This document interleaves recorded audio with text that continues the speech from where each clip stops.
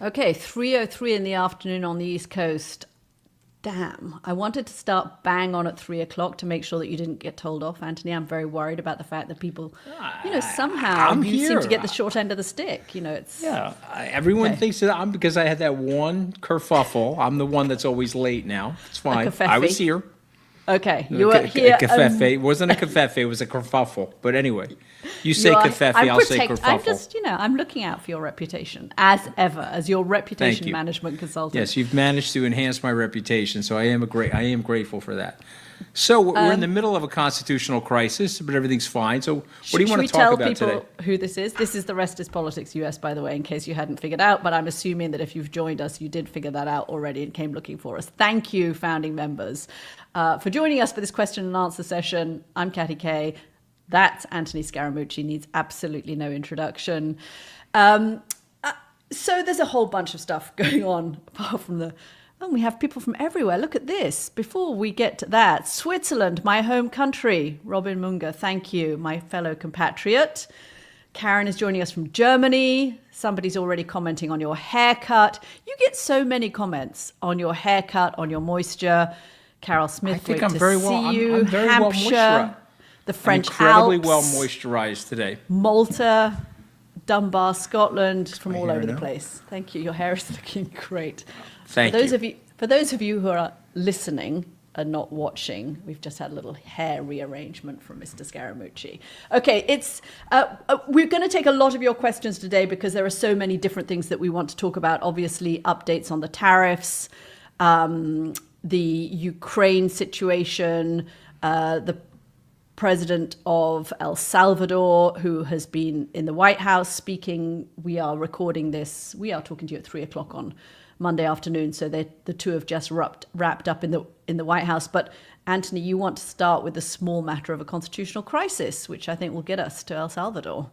Well, I mean, there was a 9-0 Supreme Court decision. The gentleman who was sent to El Salvador, he's here illegally. I just want to point that out to everybody. Yes. He was sent to El Salvador. He's a nonviolent violator of the immigration laws in the United States, but he was deported and sent to an El Salvadoran prison without due process. And so in this country, we've always have had due process. I mean, there was one period of time when we didn't. That was during the Civil War, where the habeas corpus, the writ of mandamus, all that stuff was repealed by Abraham Lincoln. Lincoln is the only president, really, to disavow the Supreme Court. He did it with the Dred Scott case. He basically said, the Dred Scott case basically said that blacks could not be U.S. citizens. Lincoln did disavow that. That was like a form of civil disobedience. So the second president to disavow a Supreme Court case now is Donald Trump. People say it's Andrew Jackson, but if you actually really understand constitutional history, it isn't. But I bring this up because it was 9-0, Katty. Said you have to go and get the guy and bring him back here.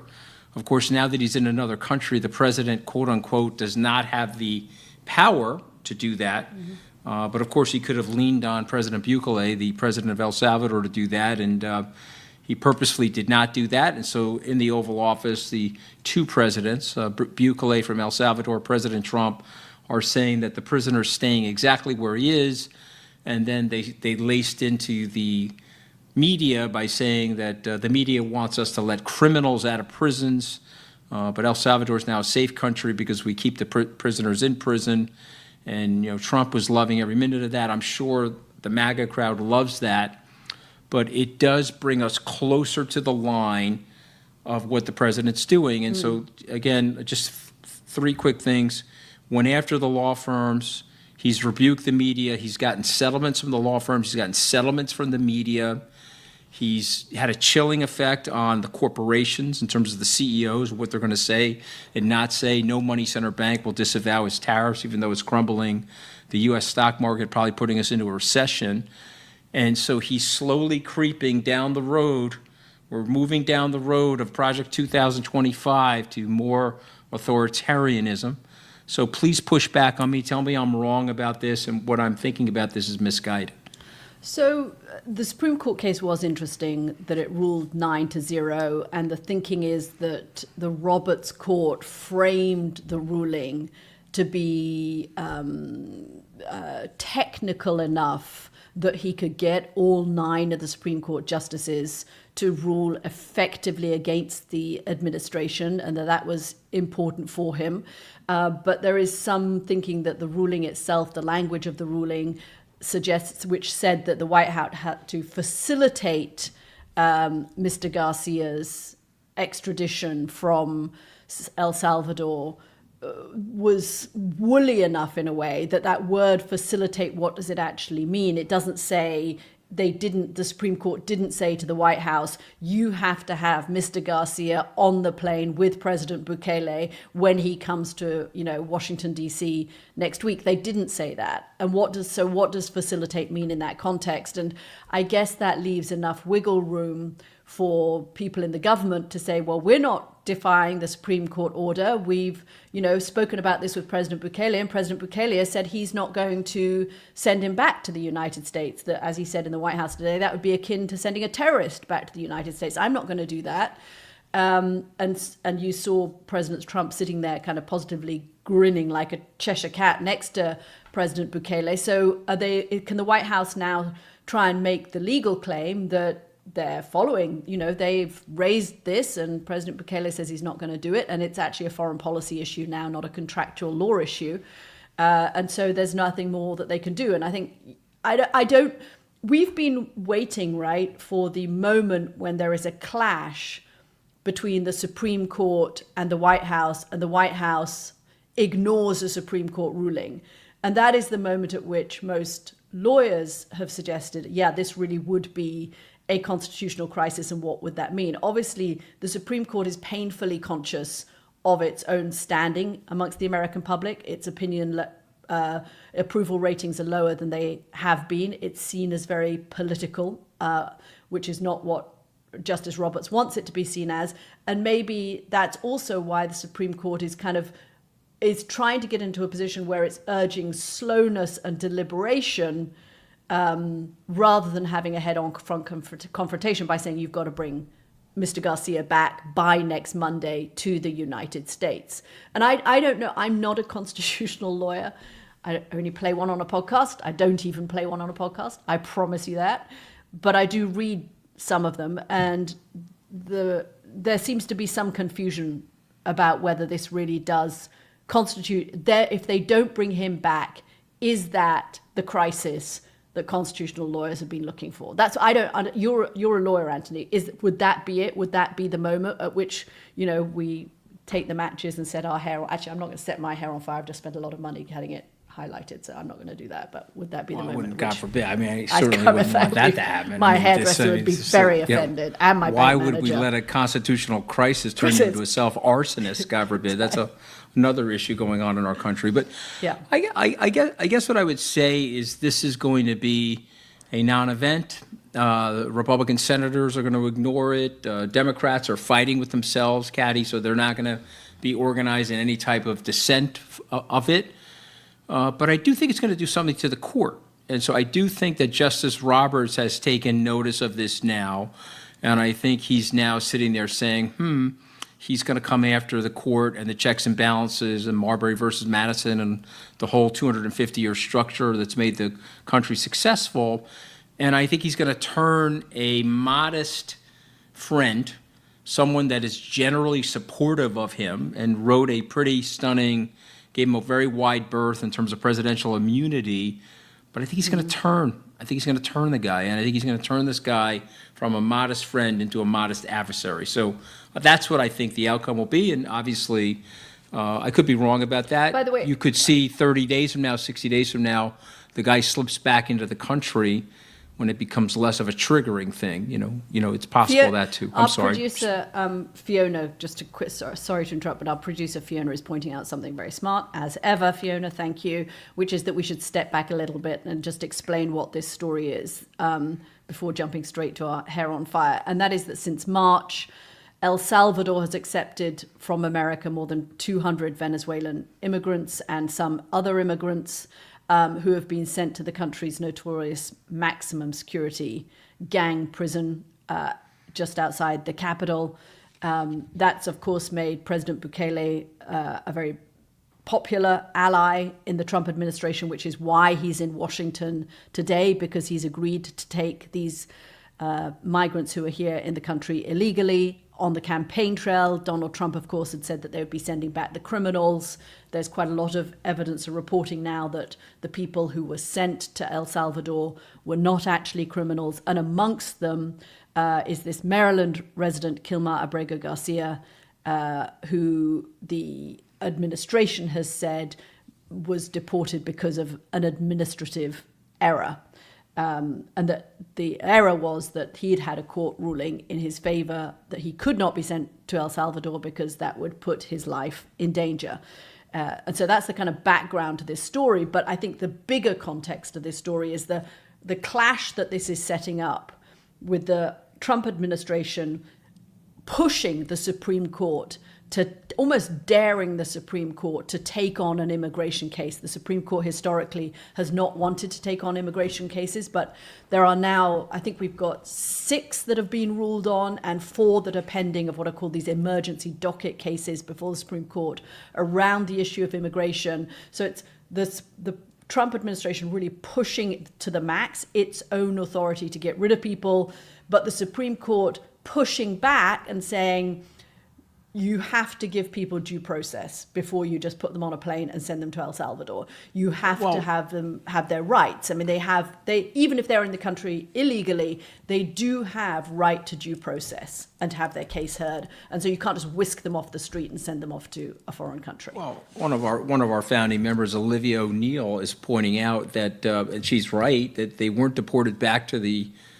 country that they came from. They've now been imprisoned in a dictatorship.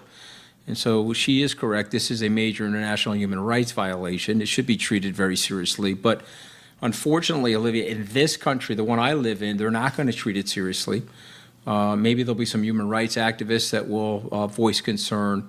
If the Republicans did voice concern, Trump would turn to them and say, hey, let's leave it alone. 30 days from now, we'll get the guy back. You know, that sort of thing. But I guess you're left out there to think. I ask everybody on this podcast listening to think about this. Imagine you're out there on your own. Okay, he did come into the country illegally, but now you have no human rights, you have no due process, you have no advocacy, and then it's the age-old question, Katty. They came for that group, I didn't care. Then the domino hit another group, oh, I didn't care.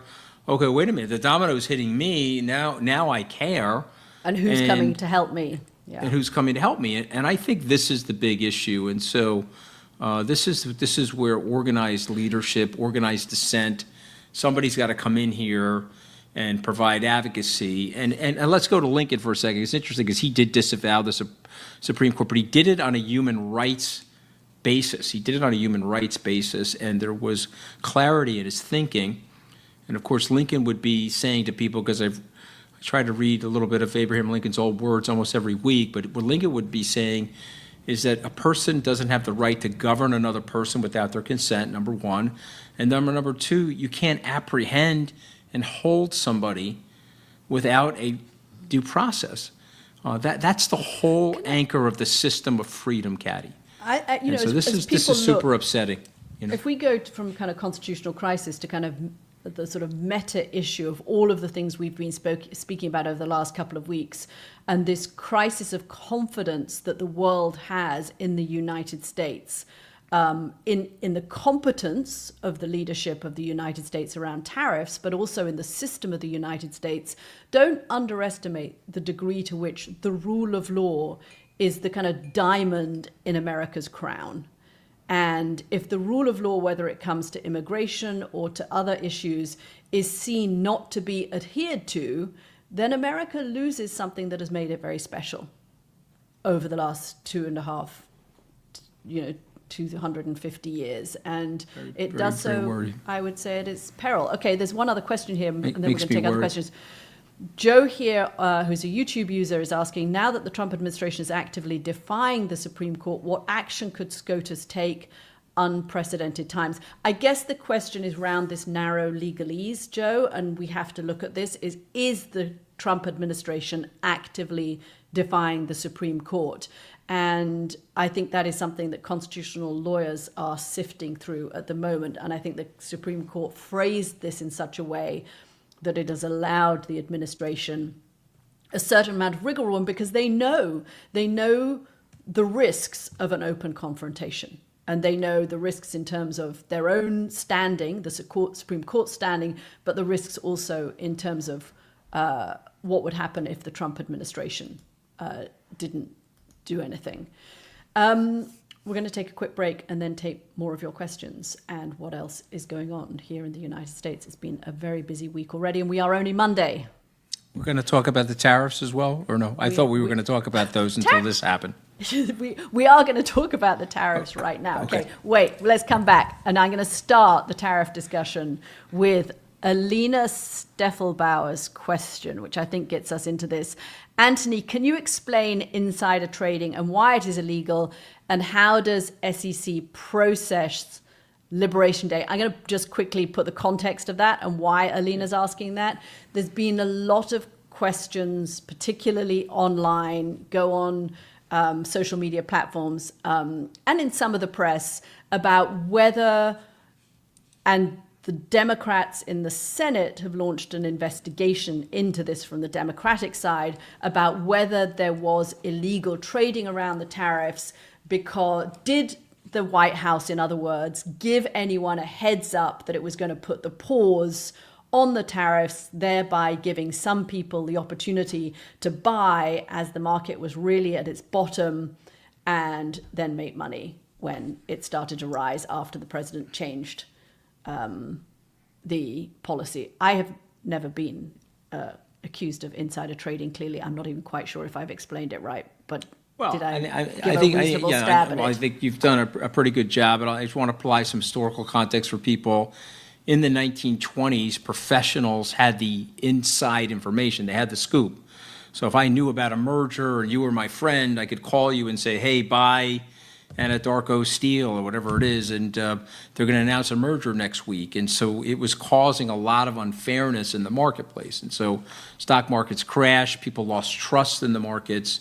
And so in 1933, Joseph P. Kennedy became the first commissioner of the SEC, and he tried to go through what caused the crash, and he tried to regulate or create rules that would prevent this stuff from happening again. And one of them was the insider trading law. So there's a tipper and a tippee. And so if I'm tipping you on something, I'm the tippee, I am breaking the law by telling you something that I know is inside information, and you're breaking the law by acting on it if you decided to do that. Now, that's for the average American. Now, here's the irony, and here's the hypocrisy, and this is why people don't like people in the Congress.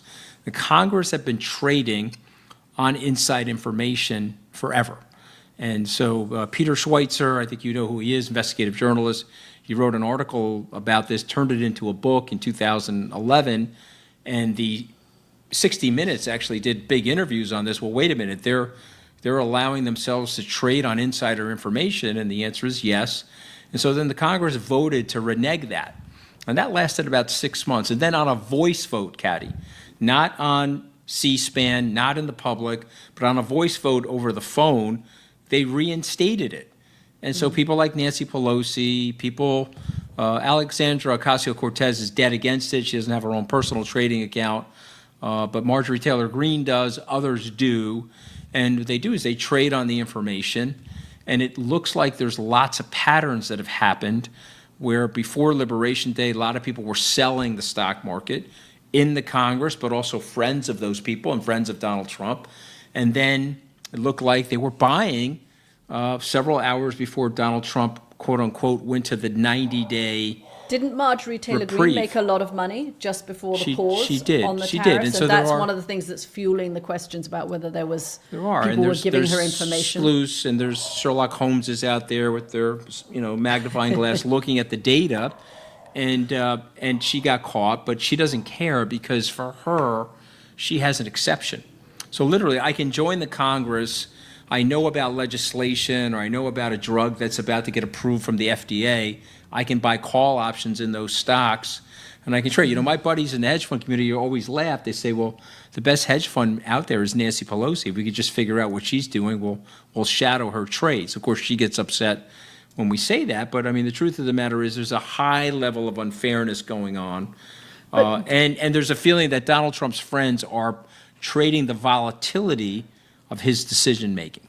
Do we have any evidence, and I know this investigation has only just been launched by Senator Adam Schiff, the Democrat from California, looking into this. But at the moment, my understanding is that this is speculation.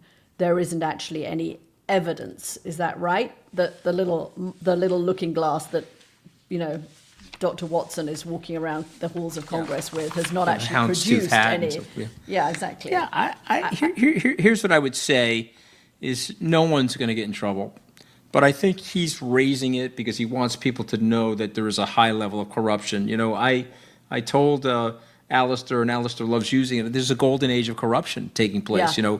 Bloomberg reported that the Trump family has made $1 billion off these internet money scams, we'll call them that, okay, because they're meme coins and the pump and dump that they're doing, and they've made $1 billion off of that. They've got the True Social thing that they have Wired, although that's down heavily recently. But Donald Trump is letting people know what he's doing before he does it. And then he was literally bragging in the Oval Office. And about he said, how this guy made $1 billion, billions. And that guy made $1 billion, and it's peanuts to that other guy. It's only $500 million.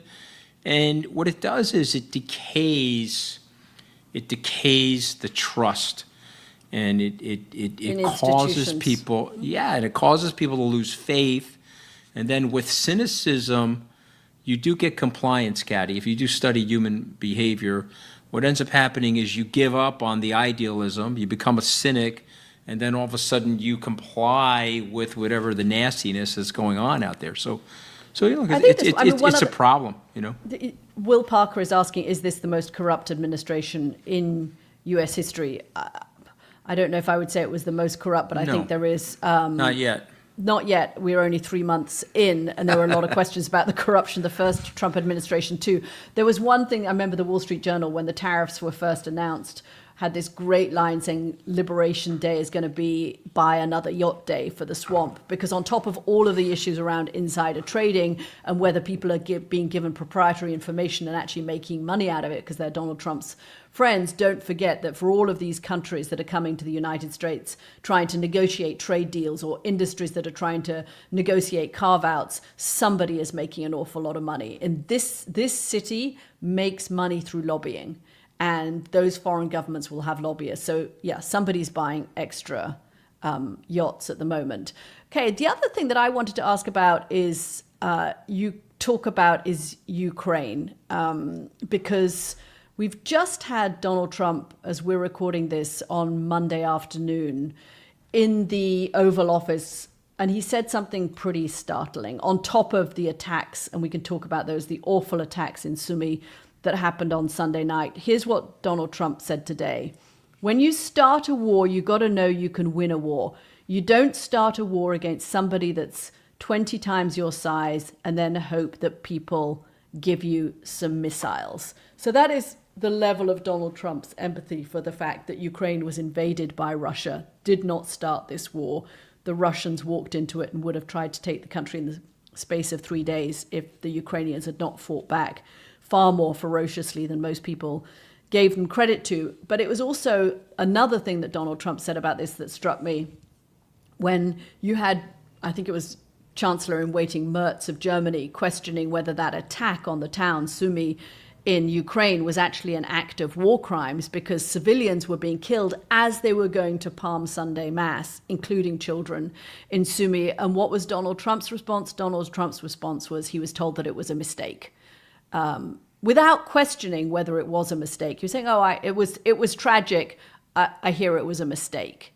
But the degree to which Trump now seems to, having a couple of weeks ago pushed back against Vladimir Putin and seemed to get annoyed with Vladimir Putin for not coming to the negotiating table, I think two things are happening. One is that Putin is emboldened by the lack of resistance from Donald Trump.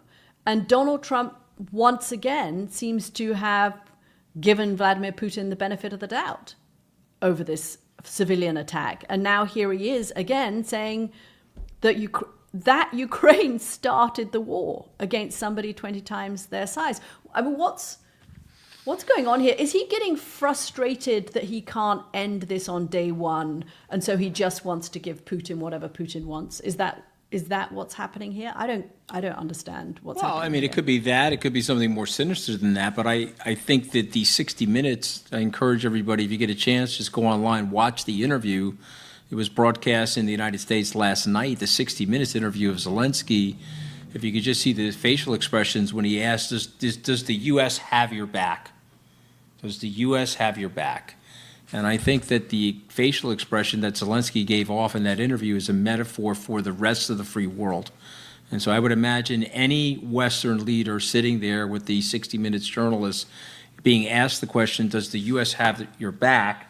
The facial expression on Zelensky was such that no, actually the U.S. doesn't have my back, but I can't say that because I'm hoping against hope, a glimmer that there is leadership inside of the U.S. that would want to support a free country defending itself against a dictatorship. And so we're here now, very dangerous time in the world, very dangerous time in America.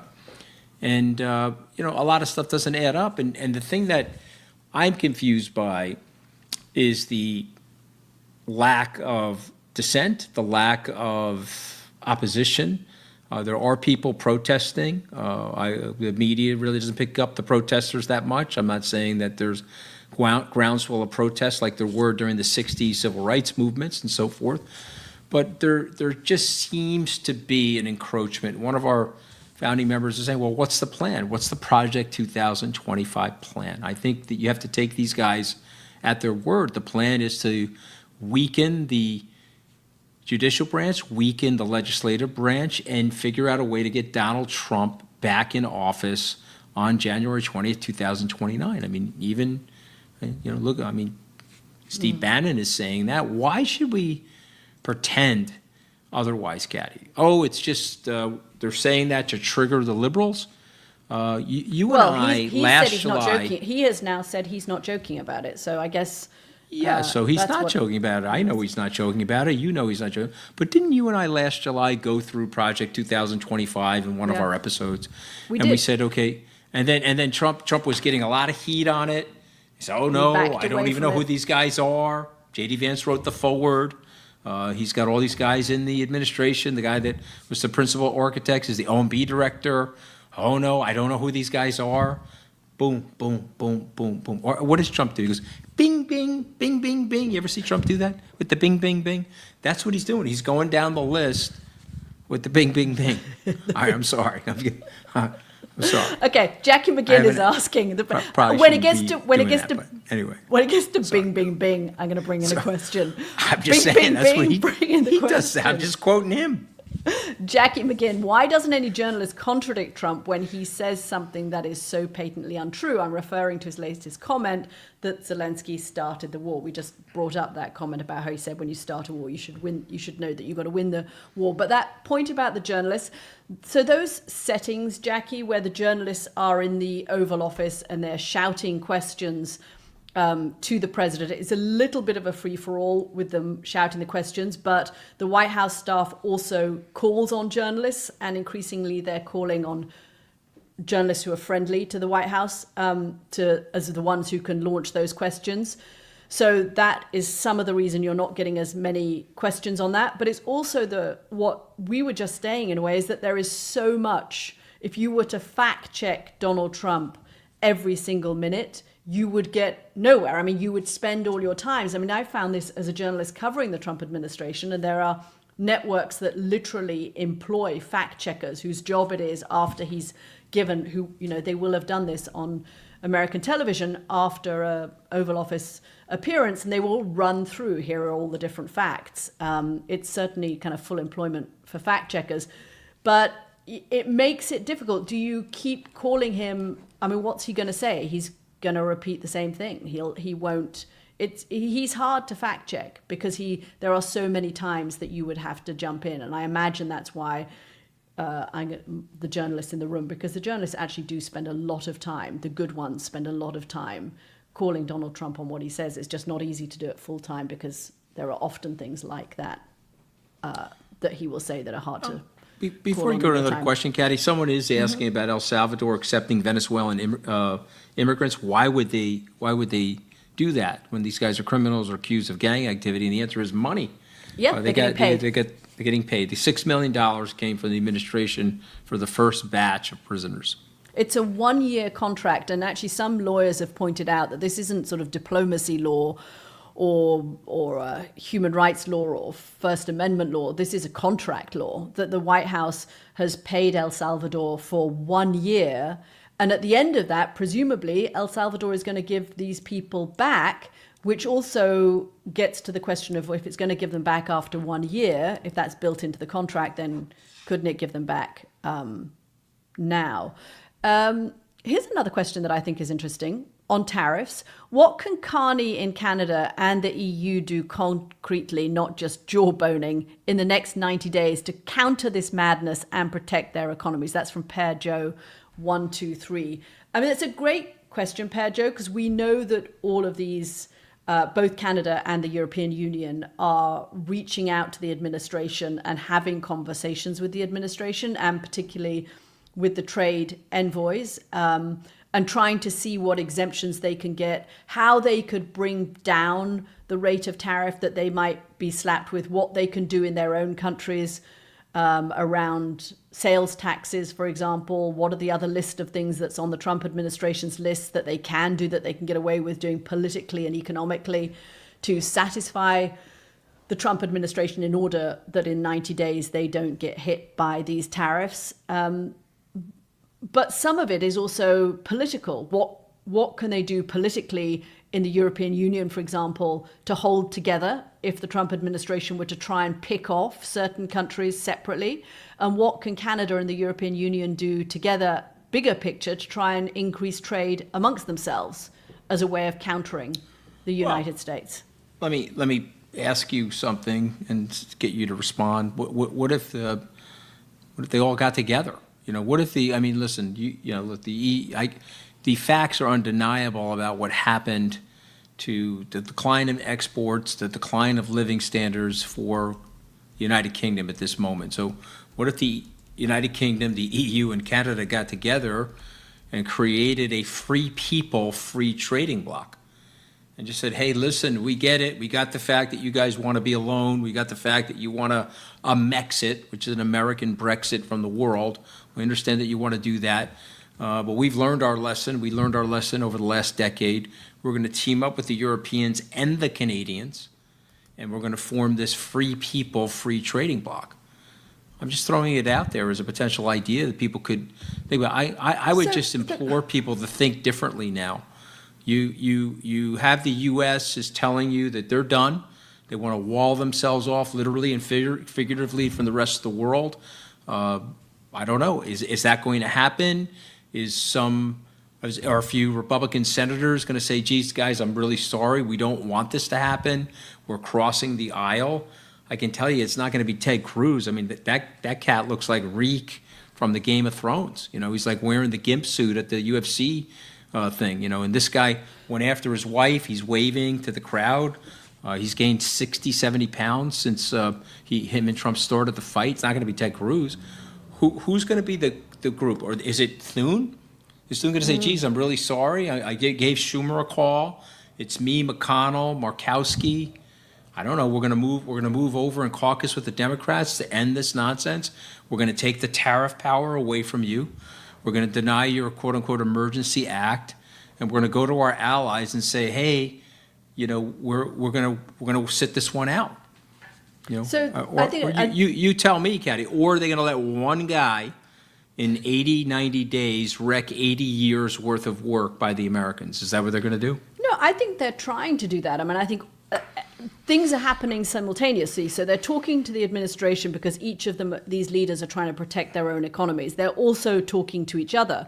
The problem is, as Alice is also pointing out what will happen when the 90-day freeze on the tariffs are lifted. Will the fallout be as severe as Liberation Day, or will it be worse? The problem is this is only 90 days.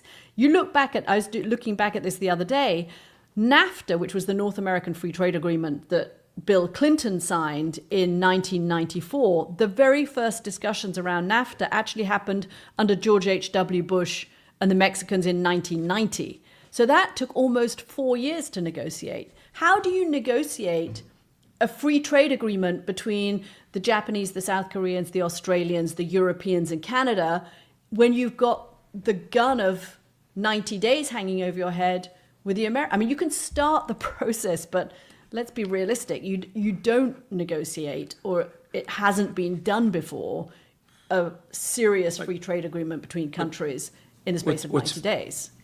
I understand that, but there are measures, and this is an extreme circumstance.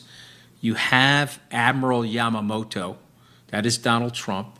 Who is Admiral Yamamoto? For all you history buffs, he's the one that did the sneak attack, surprise attack on Pearl Harbor. So Donald Trump is the Admiral Yamamoto of Trade War I. You are in a trade war. It is a world war. It is a trade war. Get your stuff together and start moving.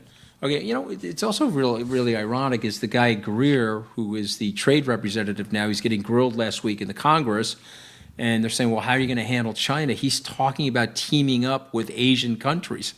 Katty, that was the TPP. Let's just remind everybody.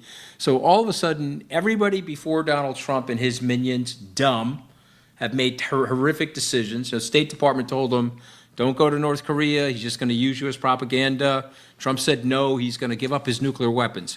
He went to North Korea, got used as propaganda. People told him, don't give up on the TPP. This is a way to corral China, contain China, make the other countries safer and freer. Trump ripped it up. And of course, Hillary Clinton, she ripped it up too because, it was politically expedient. Rather than explaining to the American people the value of what Mike Froman and Barack Obama were doing, they said, oh, we're going to rip it up. It's the political winds of our time. Lots of populism out there. So the question really is, you're at war. Let's not pretend that we're not at war. Unfortunately, our leader, the country I live in, started the war.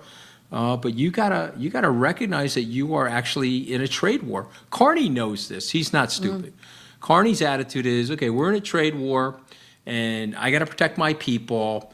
I got to win this election on the 28th, and then I'm going to go into lockdown. He'll start doing things like what I'm describing right now, because he's not going to sit there and say, roof, Donald Trump, are you going to throw me the ball and I'll chase it and run it back to you? Well, he wouldn't get elected if he did. His only chance of getting elected is standing up to Donald Trump. And nor is Xi Jinping, by the way. More importantly, in terms of the global economy than Canada, we love the Canadians. We love the Chinese too. More importantly, Xi Jinping is not going to go roof, right? That's just... Well, not only that, he's been preparing for this for decades. So this is a country that thinks in 50-year units of time. They've been preparing for this trade war I for decades. And Admiral Yamamoto of the United States, he doesn't know what he's doing. One day he's got the tariffs on, then he's taking them off, then he sends Lutnick out there to say that they're going to go back on. Now we don't know if they're on or off. The market's flipping and flopping. Yeah. 100% pushing us into a recession. It's a competency issue. There's a real competency question about America at the moment. But the competency is going to get worse when you stop financing science and stop financing universities and all of the things that made America so competitive, that made it first in its class, if you will, are also at risk because of what is happening in this administration. If you were in leadership, you understand the Chinese culture. You've traveled through China. You've met with many of their people and leaders. So they're just... the right-wing chant in America is that China is going to get demolished by America. They sell to us. We're 26% of the world's GDP. We're 33% of the world's consumption. And China is going to get annihilated by the United States pulling the plug. So the United States is 250 years old. The Chinese culture and the Chinese nation is 5,000 years old. So they're not going to outlast the Americans. You tell me, Katty. Tell me I got to make the right-wing argument that the Chinese are going to capitulate after they've got J.D. Vance calling them peasants and Trump acting like a maniac. President Xi's going to be like, hey, no problem, we'll do whatever you want, but we don't know what you're doing because you're zigging and zagging so much, we don't even know what you're doing. So that's what what would you I'm like told, us is to that do? the Chinese don't know. And there's a lot of confusion in China at the moment about what the Americans actually want and what would lead to the kind of deals that the Americans want. But the Chinese also have their own political problem, which is that Xi has painted himself to the Chinese population as a strong leader. And a strong leader doesn't capitulate in the face of threats. And so and then we have another leader here who is obsessed with, demonstrations of strength. Everybody has their own domestic issues politically that they have to deal with. And I think the Chinese are aware of that. They're very aware of the domestic political issues that Donald Trump has. I'm not as sure that this administration or this White House understands the domestic political issues thoroughly that China has. Okay, Tobin Sanson, here's a great question. How is everyone on the Trump team not exhausted? It's like your 6-year-old took over, the furniture's broken. It's like your 6-year-old took over and the furniture's broken, the lawn's on fire, the power's out, and you still have to pretend you love him and it's fine. Full disclosure, when my 6-year-old behaved like a brat and did all of those things, didn't put the lawn on fire, I did actually still love him. I didn't have to pretend I still loved him. But I think, Tobin, you're referring to the cabinet meeting that we had last week, which was a fantastic display of how much everybody in the White House loves President Trump. By the way, you did make me blush last week with the compliments. After I asked you, I needed compliments. Yeah, you did. I really can't handle the compliments that well. Very good at this. Thin skin. Very good at this. But Vance Cochran is saying something really interesting. I have to bring this up. Sorry, Anthony. A better analogy would be Hirohito, not Yamamoto. And I hear you from a leadership perspective, Vance. But if you read Gordon Prang's book or other great history books about Pearl Harbor, Hirohito did not want to attack the United States. He was very, very worried about it. He succumbed in November of 1941 after the U.S. put sanctions. Remember, the U.S. stopped selling oil to the Japanese, and it was really Yamamoto, more than any of the other people in the military leadership, that pushed the attack. But I love that. I love the fact that Vance brought that up because it's what makes the podcast fun, and we can talk about and debate history and what happened. But one of the reasons why he was left in power, and MacArthur said this, he was deemed to be a reluctant wartime emperor. They certainly didn't want to dismantle the entire Japanese culture around their emperor and all that other stuff. But I hear you. I appreciate you bringing that up. Yeah, I lived in Japan for a few years, and obviously that was always referred to as a low moment in Japanese history, and it's something that has dogged Japan ever since their conduct in the Second World War and why they still want to be a pacifist nation. But I think we may be at a moment with what is happening here in the United States where it actually pushes Japan, and it's an interesting place to end because you could have a situation where pacifist countries, we've already seen it in Germany where they've lifted the debt brake, an increased commitment to spending on defense. And I don't think it's impossible that we see Japan and South Korea looking at having their own security umbrellas, whether that includes nuclear weapons or not. But that is something that would have been unthinkable when I lived in Japan in the mid-1990s. It was not possible. It was not a discussion that was going to be had. But we are now in a position where the Japanese have to look at fending for themselves and supporting and giving themselves their own security. And that if Japan ends up with a nuclear weapon, or South Korea ends up with a nuclear weapon, or other countries like Poland that have spoken about it end up with a nuclear weapon because they can no longer rely on the American security umbrella, does that make the United States a safer country? Well, I mean, again, the hallmark of we dropped 2 bombs, and then for 80 years, we really haven't dropped any more bombs on people. We've tested them. But the hallmark of this thing was the non-proliferation, and so this would be very damaging. Katty, I just want to address this, if you don't mind, very quickly. What steps could we take in the 90 days, right? People are asking that question. And I would say, I would get on the phone and say, okay, let's get together. What are the most important things that we're exporting? And let's see if we can have an agreement where we can zero out those things while we're trying to figure this out with Donald Trump. That's what I would say. You got to move. Yeah, and they've got to move fast. Got to try. Got to try. Donald Trump has not just done things that other administrations haven't done and broken norms that other administrations haven't broken. He is doing it at lightning speed. This is not a time, as Germany has found, for countries to move slowly. They need to be able to move fast and find ways to have these conversations. Britain with the European Union. And maybe that's good. Maybe actually in some ways speed can help get people through their old traditional barriers that they had with each other to say, okay, we have this existential threat right now. We have to act fast. Okay, we're going to leave it there. Thank you very much, everyone. Great questions. For the person who picked up a bottle of American wine and put it back down again, don't worry. There's lots of great wine from France and Italy and Spain and Portugal come on. and all the other great wine producing companies. Come on, there's still a lot of good people in America, Linda. Still a lot of good people in America. There's still I'm sure. Anthony and me living here drinking our nice Californian wine. Please don't Don't blow give off up the on wine. us. All right. Okay, we'll see you later this week, guys. We'll be back on Friday, of course, with our regular podcast, so join us for that.